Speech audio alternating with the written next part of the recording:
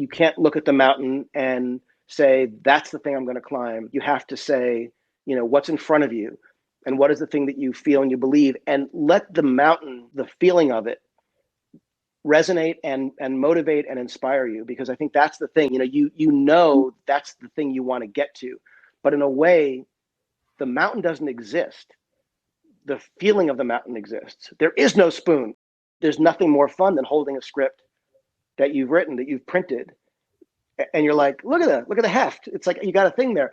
There was nothing at the beginning, but now you got this document. If the mountain is the problem, then I think, maybe you could look at it in a way where it's like, you've got a mountain problem. You've got a, this is like the greatest kind of problem to have, especially now in the moment we're living in.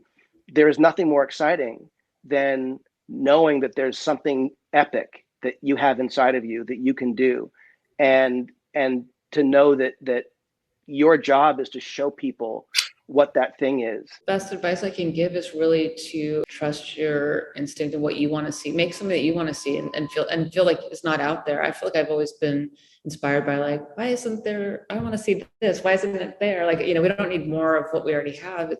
I think what's exciting is to make something that you really want to see, that you feel isn't being represented, and your story. And when I was starting, I didn't feel like so much that like a young girl's point of view was something that I saw portrayed accurately in films, and it was something that when I read Virgin Suicides, I really connected to, that the writer kind of really captured something about it that I related to. So I think really just trusting that if you care about it and you're interested, there'll be someone else out there that will, and not to second guess what people want to see, but really make what you want to see. Be ruthless with your own material. There's a real danger, especially in comedy, where if you're working on a show that succeeds, problem is that if the show is successful, if people like it, you can be convinced pretty easily that everything that you do is good, and that all of your jokes are funny, and that every single beat in the story is necessary. You didn't ever think that way if you were writing for NBC, because you were like, look, I have to put the best 21 minutes and 30 seconds on screen. I can't put everything I want into the show. I'm going to end up cutting stuff that I kind of like, but I'm going to make the best story I can. The original rule of show business, dating back to vaudeville, was leave them wanting more.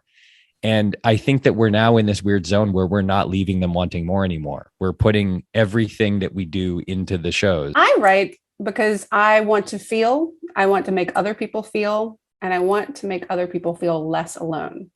And I want to make them laugh. And I want to make them cry. I want to make them feel. I write because for the same reason that I make anything. It's like I have a feeling inside me, and it could be like a story, an idea, some kind of almost a dream. In the same way a dream is impossible to explain, you have to write it. You have to make it into a movie. You have to make a photograph. You have to try to get this feeling out in a way that communicates the feeling to someone else, because the satisfaction of writing a paragraph that has the feeling of, like, every word, as you said, every sentence has a flow that it's bigger than just the idea it's saying. It's the idea, and it's the feeling, and it's the thing that makes you connect to something about being alive. And there, it could be a small feeling, a big feeling, but it's, and I think a movie is the same thing. A movie is these set of feelings and ideas that would be impossible to say, hopefully would be impossible to say. And that's why you write them and, make the movie of it.